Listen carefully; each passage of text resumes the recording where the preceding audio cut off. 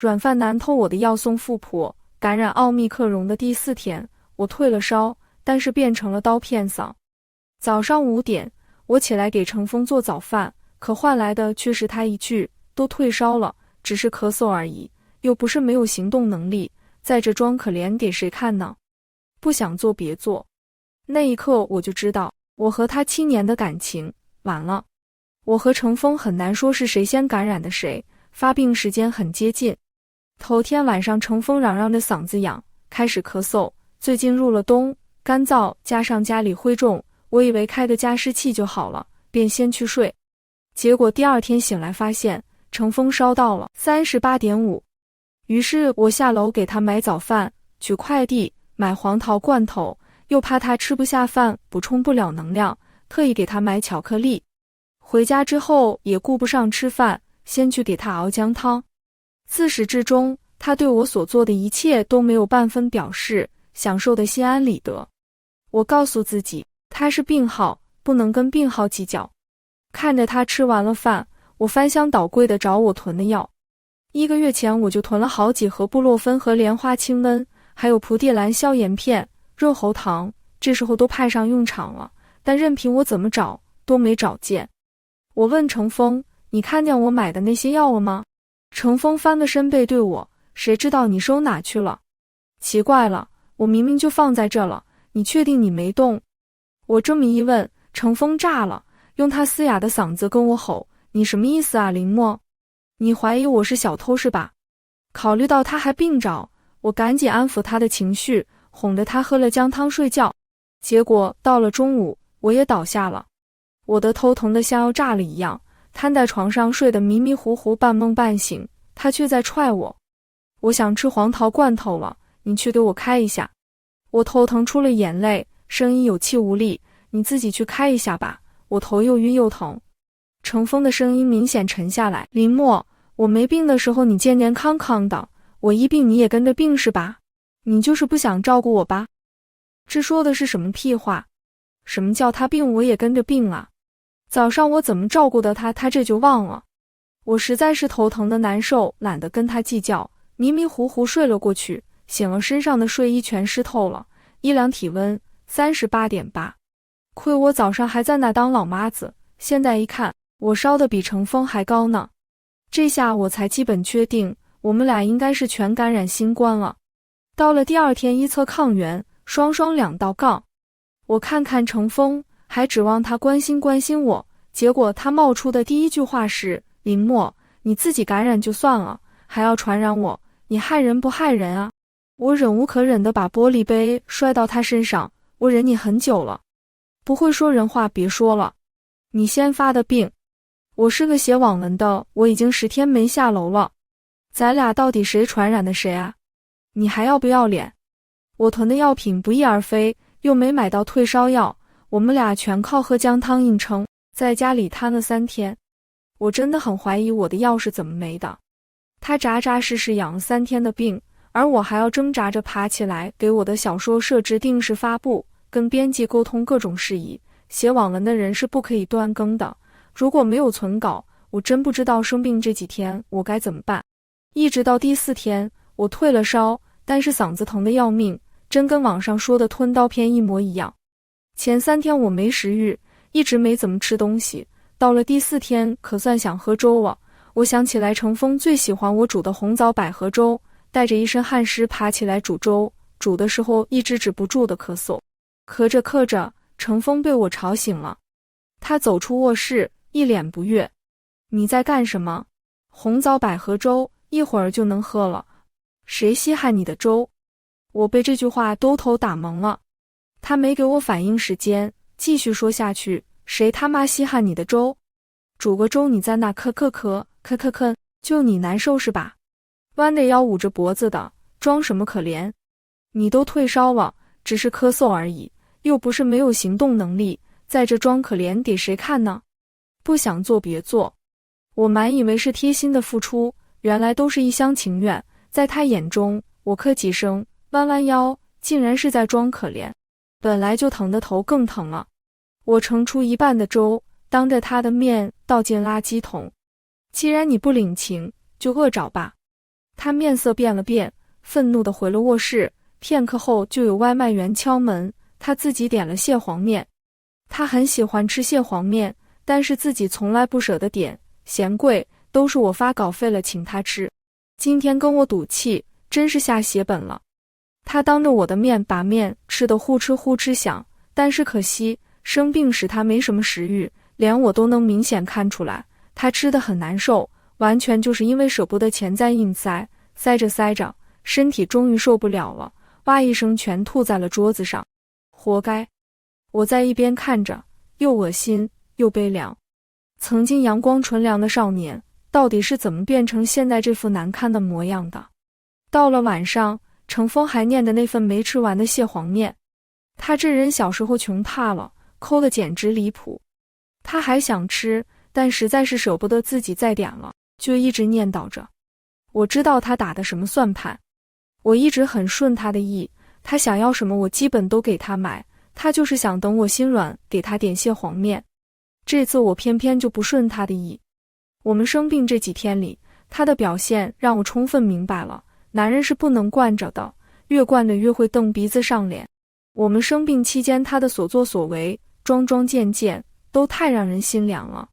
我管了他7年，就在此刻患难见真情的时候里，我却不想再逆来顺受地顾着他了。他念叨了半天，见我没反应，也就不再念了，拿着手机噼里啪啦不知道在干什么。不久后，外卖员还真的上门了，是他心心念念的蟹黄面。我总觉得是有蹊跷，我太了解他了，他绝对不舍得一天内花这么多钱点2份蟹黄面。晚上等他睡沉了，我悄悄解锁了他的手机，翻找起来。我一直有他手机的密码，但是几乎没翻过。我是个边界感很强的人，对内对外都如此，不会轻易触犯别人的隐私。他正因了解我这点，才放心大胆地把密码给我。微信里有个联系人，备注叫程子。程峰生病的这几天，几乎每天都跟他通报自己的情况，对方也会表示关心。我看得越多，就越心惊。程峰，我病得好难受，还买不到药。程子，都怪我，你把所有药都给我了，现在你自己却没有药用了。程峰，没关系，只要你好就行了。我说我买的药怎么会不翼而飞了？原来被他偷拿去讨好别的女人了。程峰，我今天终于能吃下点东西了。程子，啊，那太好了，要多多吃饭啊。程峰，我一个人哪能提起力气做饭啊？程子，那你想吃什么？我给你点呀。程峰，说起来好久没吃蟹黄面了。然后对面这个冤大头还真给他点了。我一个人这4个字一直闪在我眼前，刺得我很疼很疼，刺得我眼睛止不住的流泪。他突然恶劣的态度似乎都找到了答案。在我在家没日没夜的写稿为我们的未来而奋斗的时候，他却早就偷偷地离开了既定的轨道，想去和别人共度余生。我没有用他的号跟这个程子说什么，也没有哭没有闹，沉默地把手机放了回去。有再多话也留到我们双方都病好之后再说吧。他不要脸，我还要的，我还要体面。我和程峰在一起7年，起初他并不是这副样子。高中的时候我学习不好，花了大把时间看小说写小说，独来独往孤僻自闭，坐在最后一排。按成绩分的考场，程峰从来没离开过一考场，但是因为长得太高了，不得不坐到最后一排来。所有人都当我不存在的时候，是他主动凑过来笑呵呵地问我，尹墨，你在看什么啊？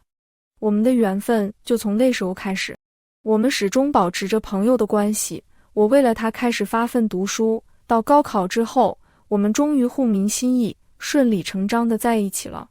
时至今日回想起来，我仍然觉得那是我人生中最幸福的一段时光。那时我以为我永远都能这么幸福，即使我发奋学习，成绩也还是没办法和程峰相提并论。他去了魔都的名牌大学，我在省会混了个2本。我是在大2的时候发现他的变化的。有一段时间他变得暴躁易怒，时不时会给我一些网红晒名牌或是晒奢华生活的短视频。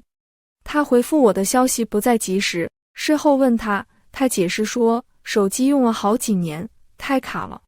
我明显感到他的迷茫和焦躁，在七夕坐了18个小时的火车去看他，还带着我准备的礼物，一部我攒钱买的新手机。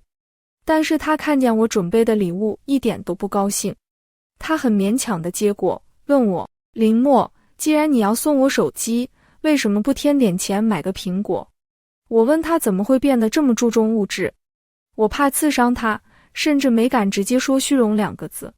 他说他接触了很多魔都的本地同学，很自卑。他一直在说他很想留在魔都，他也想像其他同学一样享受精彩的大学时光。我劝他，程峰，我们和那些含着金汤匙出生的有钱人是不一样的，你家只有你妈妈打零工养你。他便沉默不语。我实在见不得他消沉，就又安慰他说，程峰，你放心，我写的小说已经在网站签约了，下个月我就有全勤拿了，我养你呀。他撇撇嘴说，1个月800的全勤能养得起谁啊？但他还是会用力地抱住我说，林默，谢谢你，等我毕业，我会出人头地，到时候不用你去苦哈哈地挣那点全勤，别人有的我也会有，我也会让你有。那时候我真的相信他。后来我写小说越来越轻车熟路，渐渐摸到了些门道，写出了些成绩，从一开始1个月800块，到1个月能赚几千块，到我毕业那年，我已经月入过万了。但这些钱我没能全数攒下来，其中有相当一部分用来给程峰买名牌鞋、买电子产品了，或者是供他出去跟朋友聚餐。我觉得我既然供得起，也乐于让他舒心些，在朋友面前有面子些，那花这些钱也没关系。我问他毕业之后的打算，他说他想留在魔都。魔都消费水平高，月入过万也是不够看的。我本来不想去，但我太想跟他在一起了，最终还是义无反顾地去了魔都。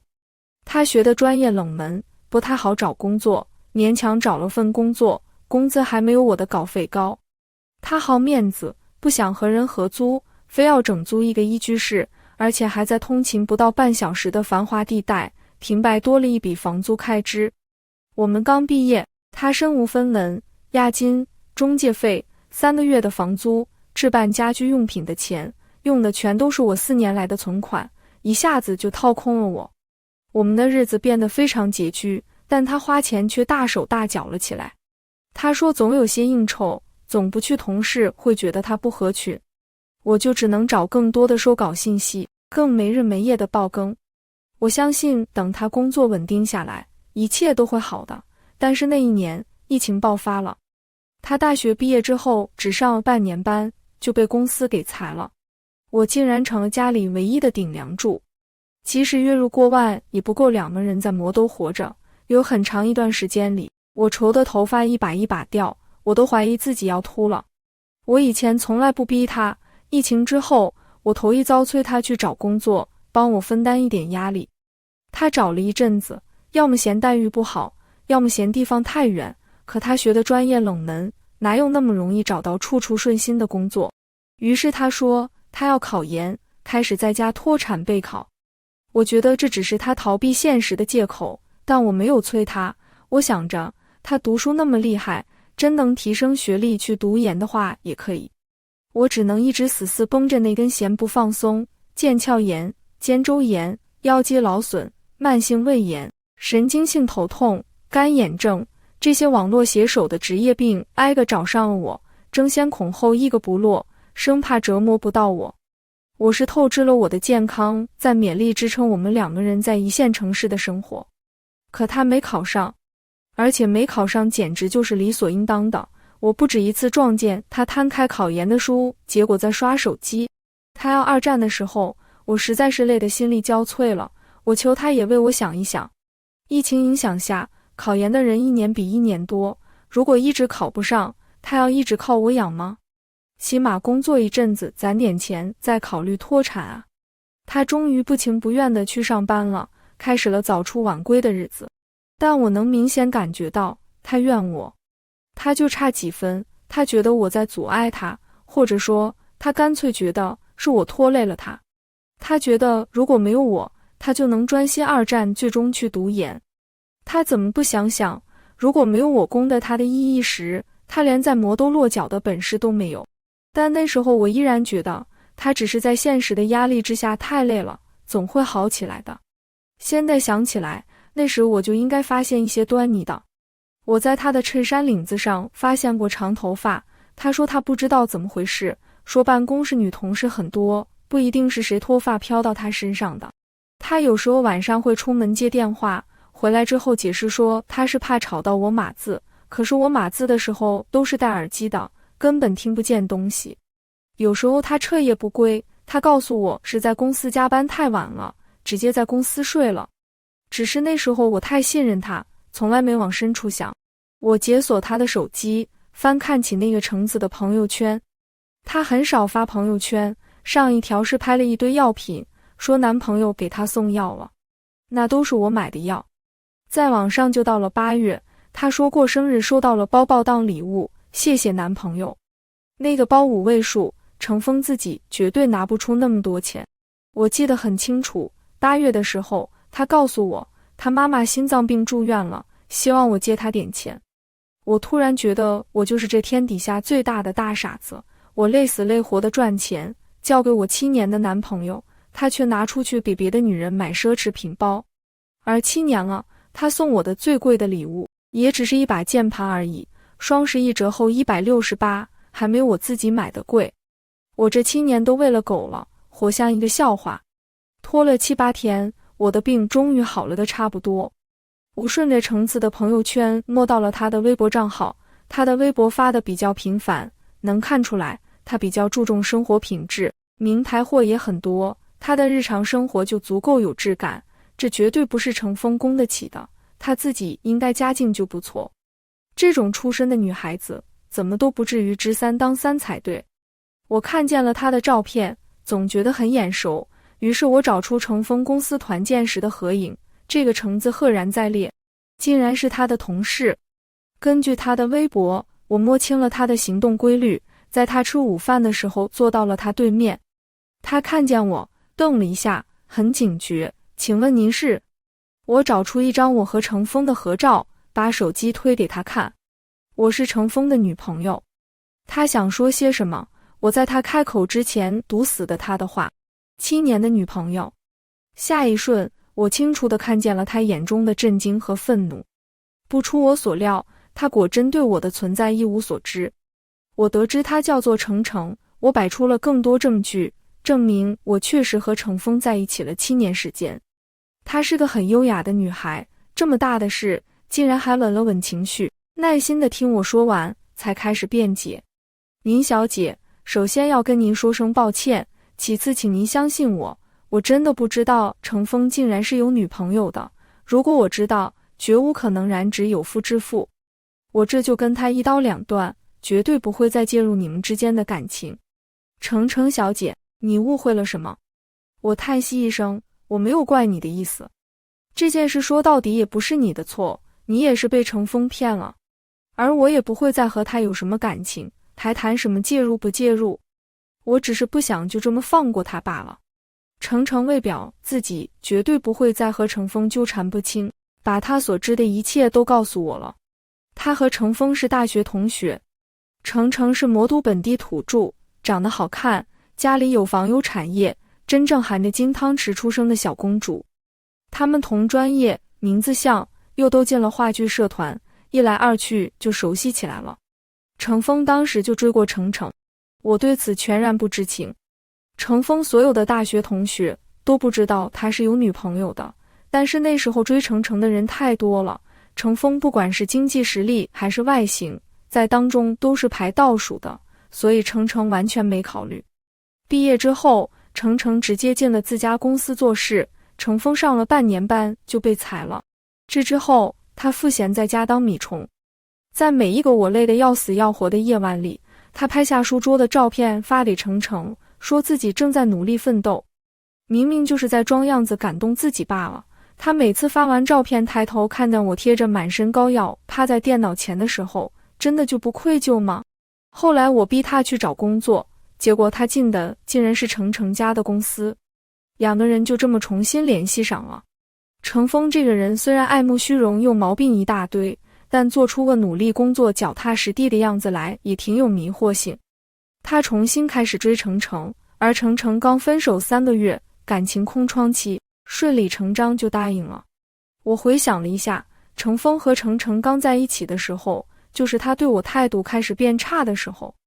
在那之前，他就算怨我，也没这么明目张胆，但那之后，他明显变得有恃无恐。他是觉得自己有后路了，但又不舍得我这个长期饭票。程峰撒谎骗我的钱拿去给程程买的包，程程发朋友圈就只是不想寒了他的心而已，那包对他来说只是一个很普通的礼物而已。不知不觉我们聊到了下午3点，惊觉时间时我很不好意思，问他，耽误你上班了，你不会被扣工资吧？他笑着摇摇头，我决定跟你出来一起吃饭的时候就跟公司请假了来着，钱是会扣一点了，但是无所谓。有钱人的气度就是不一样啊，我要是因为断更被扣稿费，我得难受的饭都吃不下。对了，林默，还没问你呢，你在哪上班啊？这么晚不回去上班，没关系吗？我没有工作，是自由职业者。啊，就是灵活就业对吧？你是做设计的吗？还是画画的？我不好意思的笑笑，我是写网络小说的。他非常热情，我平常可喜欢看小说了，你笔名叫什么？写过什么？我去看。我赶紧摆手，不，别了。我不知道写网文的是不是只有我这样，只要现实中有人要去看我的小说，我就觉得特别难为情。但程程随后补充道，我可是正版战士，我给你全本订阅。全本订阅？那可都能变成白花花的银子到我手里呀。程程这么有钱，订阅我的小说也不伤筋动骨的，就让他看看吧。我没顶住金钱的诱惑，报上了书名，《云木记》是我写的。程程的眼睛一下子就亮了，那你是百里风吗？我可喜欢这本书了。这本书不是立项开拍了吗？给我透露一点内部消息吧，男主角谁演啊？本来要散的饭局没散成，程程又拉着我去喝茶去逛街，他说见到了偶像，他高兴。最后这位大小姐义愤填膺地说，我最喜欢的作者竟然被扎了，程峰真该死，罪无可恕。晚上程程送我回家，默默，不要为了这种男人伤心了，我看你就趁早搬出来吧，我一个人住2室1厅正嫌空呢。他对我的称呼从林小姐到林默，到现在干脆变成了默默，那样的话就太便宜程峰了。程程，我从他大2开始供他花销，到现在我付出的金钱、时间和真心，他都要一笔笔还回来的。他爱慕虚荣，一心想攀高枝，你肯定也被他坑过钱，我们不能就这么算了。程程垂着眼，我本来觉得他虽然说有时候有点贪小便宜，但总的来说对我也算上心，我没想到他竟然两头骗，趁我失恋的时候趁虚而入，欺骗我的感情。我从小到大还没受过这种气。你要是准备报复他的话，带我一个，我给你打下手。我把我的想法跟他讲了一下，表示我需要他的帮忙，他一口答应，相当干脆利落。现在是程峰往常下班回家的时间，程程的手机响了，是程峰发消息问他，我在我家小区门口看见一辆跟你的车很像的车，是你来了吗？还附上了照片。程程本来要否认，我按住他的手，你就说是你来找他。他按照我所说的回复了。程峰贱兮兮地问他，我也好想要车啊，过生日我能收到车钥匙吗？程程一脸要吐出来的表情，赶紧搓搓脸，假笑着下车去找程峰了。他刚下去，我就收到了程峰的消息，林默，你先别回家，支开我都懒得编的理由。程程一直在手机上跟我实时直播，他不让我进门，自己先进去收拾了5分钟，是怕我发现你存在的痕迹吧？你家挺干净的，平常都是你干活吧？又赚钱又做家务啊？快跟我说说你都在哪，有什么隐秘的东西，我好发现了跟他好好闹一闹。于是我指点他，在床头柜的下层抽屉里有一个单只的珍珠耳钉，斗柜最后一层放的是我的内衣，工作台下面的抽屉里有一瓶指甲油，程峰根本就不会藏东西，有什么都一股脑往床下藏，你翻床底下一定能翻出来我们的照片。他一样一样照做，翻出我的痕迹，然后去质问程峰。他悄悄拨通了我的语音通话，我在这头听着程峰吞吞吐吐，一会儿说是以前的房客留下的，一会儿说是他妈妈来住过，又说照片上的我是他表妹，真是狼狈不堪。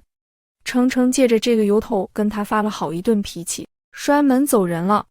出来之后，程程兴奋地问我他演得像不像，我给他竖起大拇指。我回家之后，不出所料，程峰脸色很不好，我外套还没脱完，他直接把手边的烟灰缸砸了过来，冲我怒吼：林默，你自己的东西能不能自己收好？你要害死我！我捡起烟灰缸，表情冷漠：吼，我要害死你！我什么没收好？怎么害死你了？是你的出轨对象发现我的耳钉了，还是你的新女朋友发现我的照片了？说说看。他闭嘴了，表情心虚到了极点。他绝对不想失去程程这种优质白富美，一直给他发消息。可惜他不知道，他所有苍白的解释都被程程原封不动的截图发给了我。我经常指点程程，叫他按我的意思回复。程峰要是知道，估计要疯。他给程程发消息：我发誓，我就你一个女人，你就跟我妈一样重要，真的，我不能失去你啊，宝贝。程程，那你叫妈啊。程峰，别闹。程程，叫了我可能会考虑原谅你。程峰，妈，你是我亲妈。他刚发完，我就秒收到截图，我不厚道的笑出声。程峰一脸内伤，表情扭曲地问我在笑什么。我看到好笑的事情。程程告诉程峰，他年纪也不小了，有结婚的意愿了。那几天，程峰喜上眉梢，走路都是飘的，在家更是对我颐指气使了，甚至时不时以分手相要挟。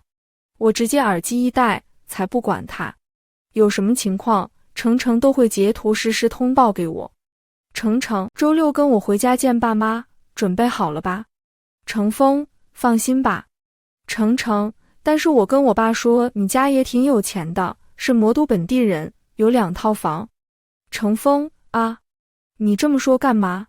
程程，你又不是不知道，我家里怕我远嫁吃苦，一定要我找本地人啊。我爸爸说一定要找门当户对的。程峰，那你让我怎么办？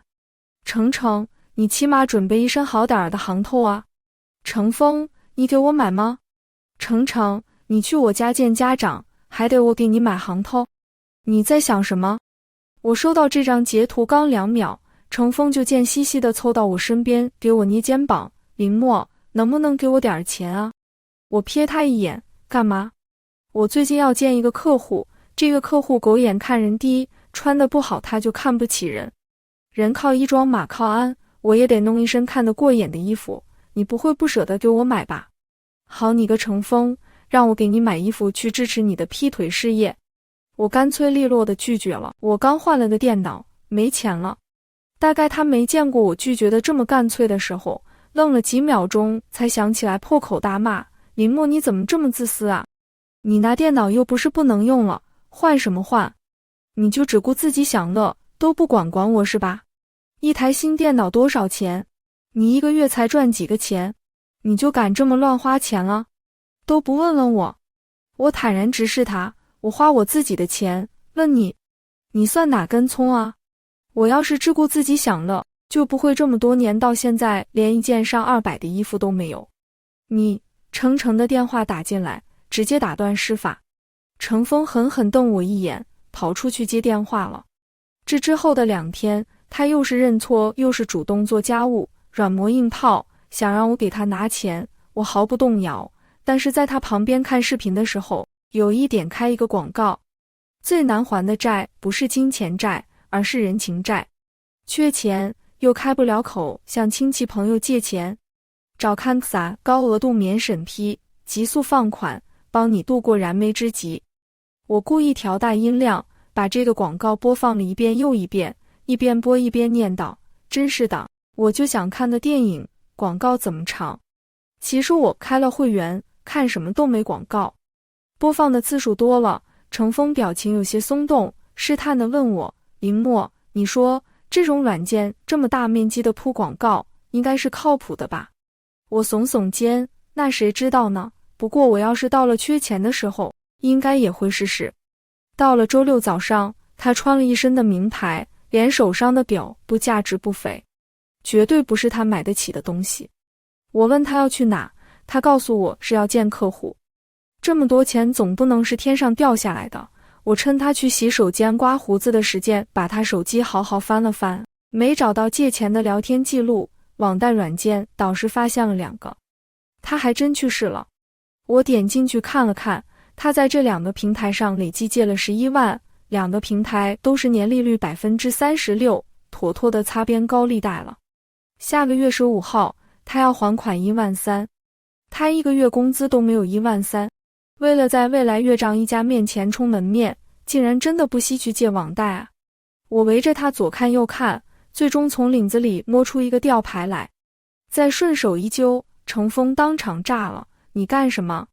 爪子怎么那么欠？你把牌子揪了，我还怎么退？”我抱歉一笑，我以为连你也能买得起的衣服没多贵呢。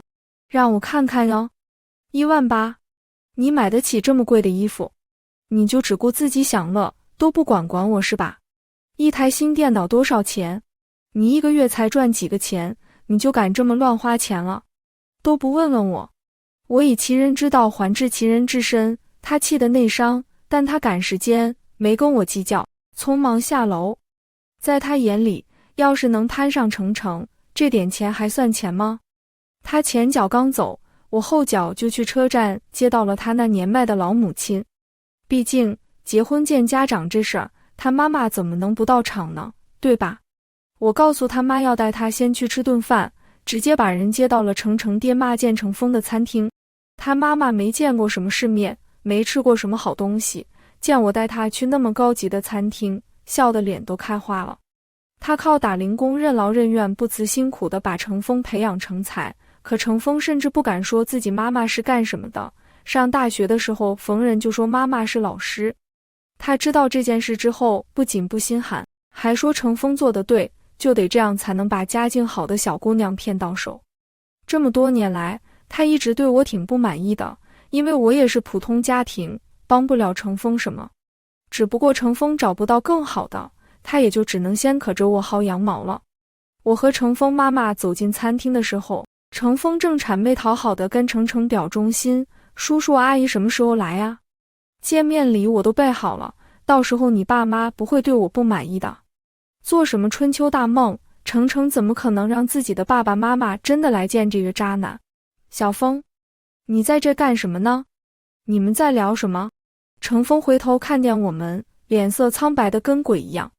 他起身就要把他妈和我往外拉，程程袅袅挪挪地站起身，抱着手臂：“程峰，怎么也不跟我这个女朋友介绍介绍？这是谁啊？”程程加重了女朋友几个字，程峰的妈妈把他上上下下打量了一个遍，看他衣着光鲜亮丽，又气质不凡，眼睛一下子就亮了，上前抓住程程的手：“嘿，你是我儿子的女朋友啊？我是小峰的妈妈。小峰有女朋友了，怎么也不领回来见见？怎么也不跟妈妈说？阿姨好。”程程皮笑肉不笑，转而看向我：“那这位又是谁啊？”程峰语无伦次，他妈妈比他有主见多了，当机立断：“这是小峰的表妹。”好家伙，我成表妹了。我在旁边装作无辜，但是提高音量：“原来你宁可借网贷都要买名牌，就是因为你攀上了高枝啊！我们在一起7年，你竟然出轨攀高枝！”程峰情急之下上来就要捂我的嘴，我闪远继续控诉：“你竟然还要打我！你被戳穿了，恼羞成怒就要打我！”程程更是戏多，一杯水泼程峰脸上，声泪俱下的控诉他是个骗子：“你竟然有女朋友，你欺骗我的感情！”程峰这边没治住我，那边还得安慰他：“程程，你听我说，不是这样的。你还说你家很有钱，你妈妈是老师，原来竟然要借网贷买名牌充门面，你还害我变成小三，怎么会有你这种渣男？我是独生女，你是不是奔着吃绝户才找上我的？凤凰男。”餐厅里有看热闹不嫌事大的，举着手机拍下全过程发了社交平台，锤渣男、两头骗、借网贷、凤凰男、吃绝户，全都是流量密码。现代人都喜欢看这种热闹，这条当天就爆了，各个平台加起来好几万的转发。那视频连个码都没给程峰打，他渣的出了名了。那之后2天里，他手机就没安生过，各种电话和消息，我随便点开看了看。没想到你小子竟然是这种人，不好意思，下个月我的婚礼你别来了，要是被我老婆看见我竟然跟你这种人有来往，我也要被怀疑了。什么玩意儿？你有个7年的女朋友，大学那会儿你还追我，人渣！你妈妈根本不是老师，那你说什么能帮我孩子入学进好班级？收了我的钱呢？给我吐出来！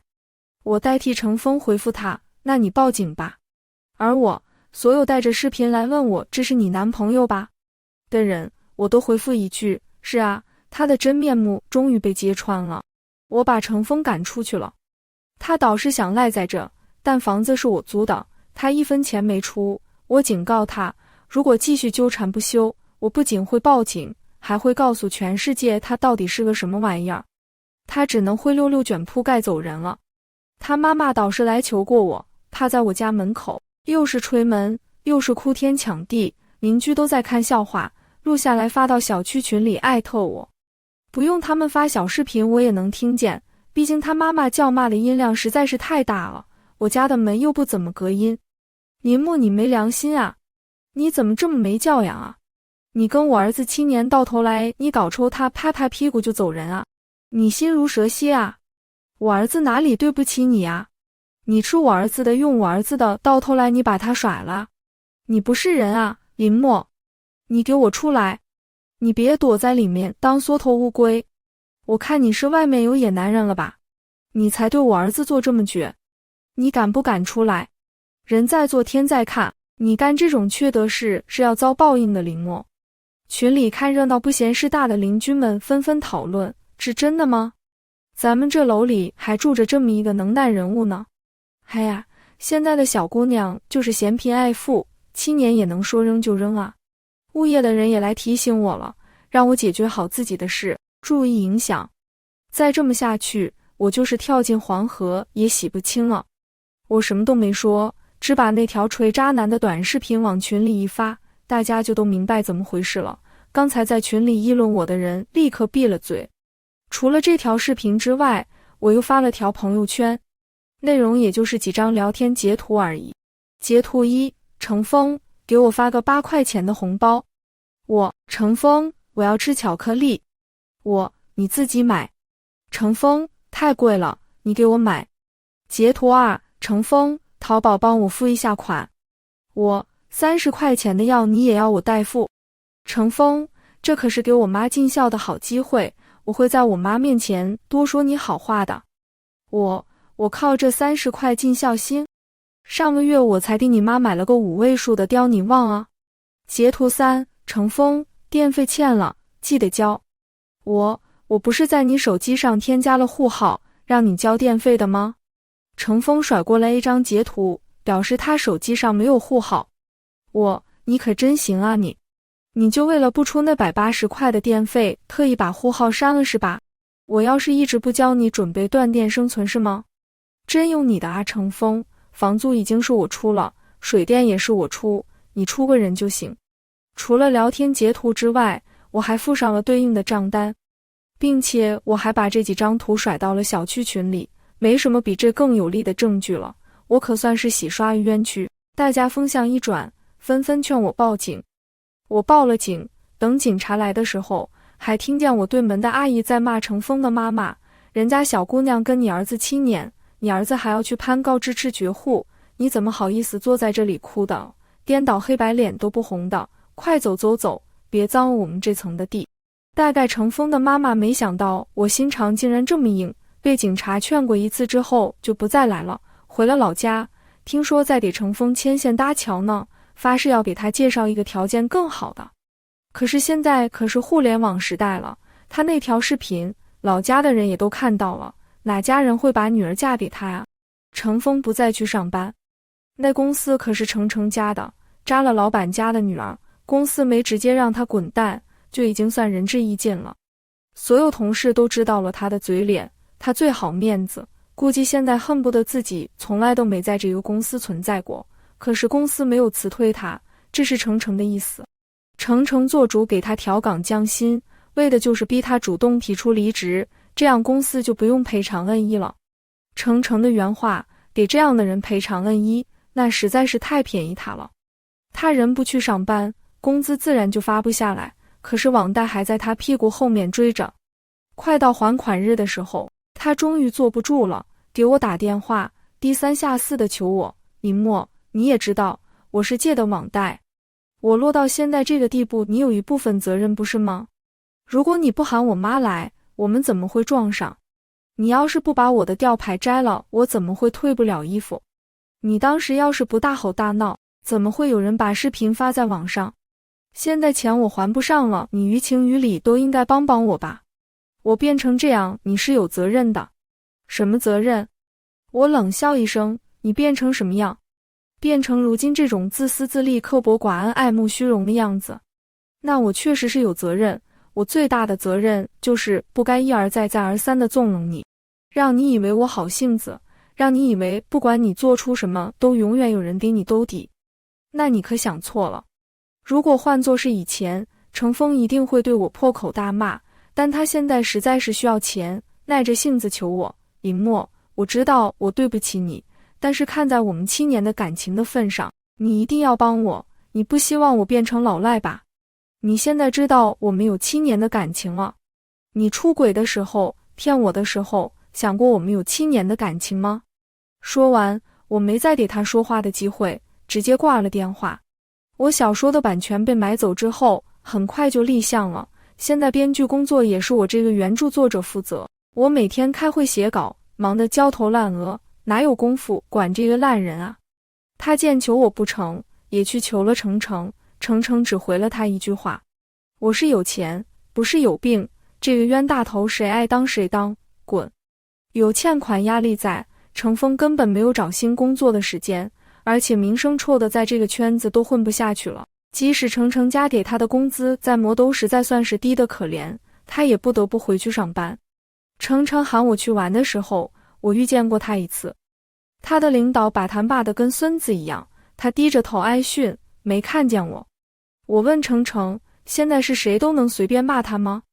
程程耸耸肩，其实大部分人都没这时间的，谁让他自己工作不认真，就一份资料，听说返工好几次了，自己做不好工作，活该被骂了。他被骂的实在是受不住了，猛地抬起了头，你就是在公报私仇找我麻烦吧？你以为我名声臭了，谁都能踩我2脚？你要是也有这样的机会，你也会跟我一样吧？我从来也没有出轨，我只是在权衡罢了。你懂什么叫权衡吗？你找工作难道不会多投几家简历吗？你买东西难道不会货比3家吗？那凭什么谈恋爱我就得在一棵树上吊死啊？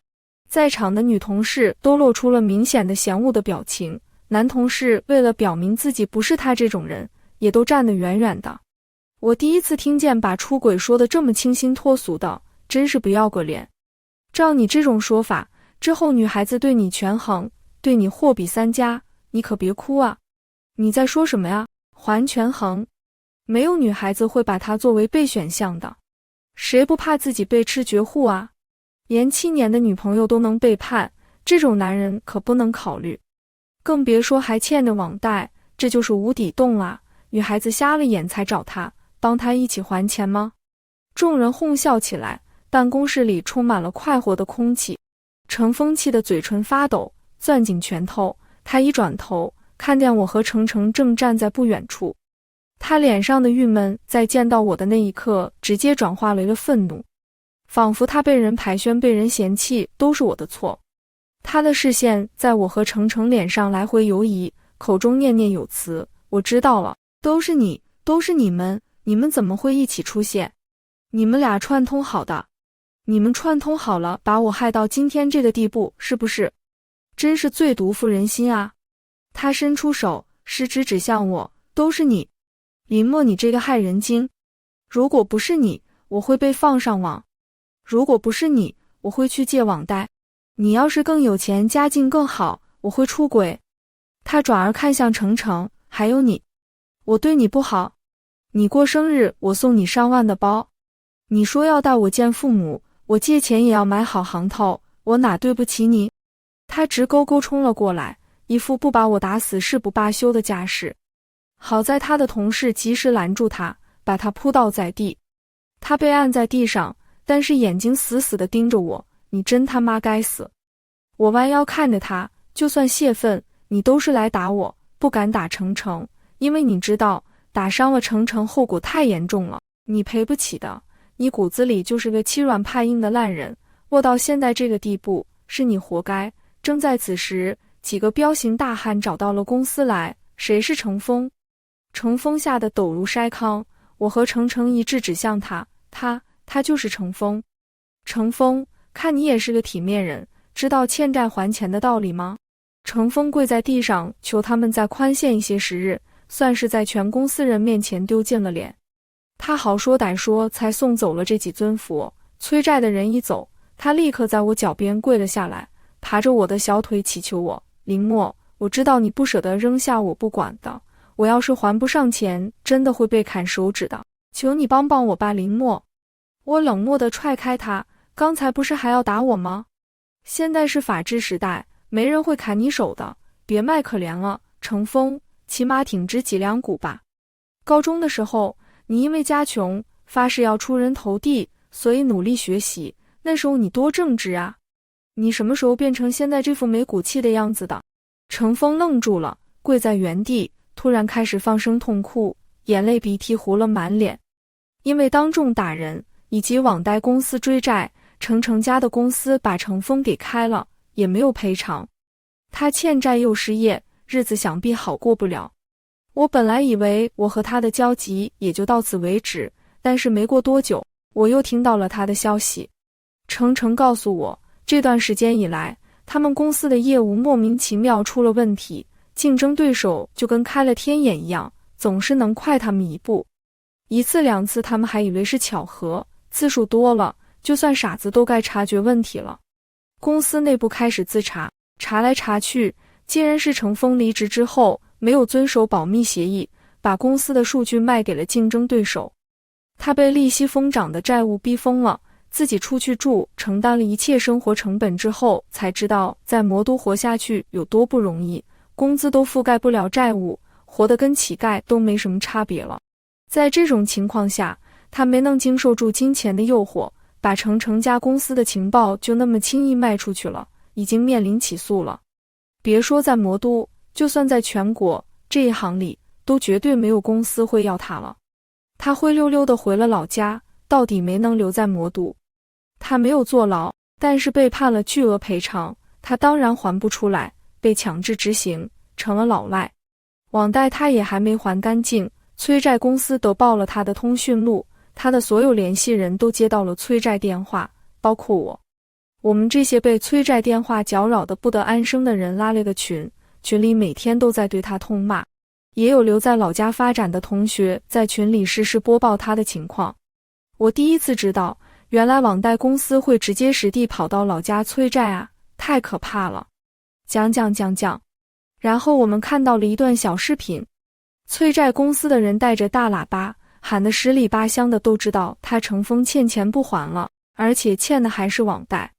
我们那个闭塞的小县城最不缺的就是喜欢嚼舌根的人，而且大大往往听风就是雨。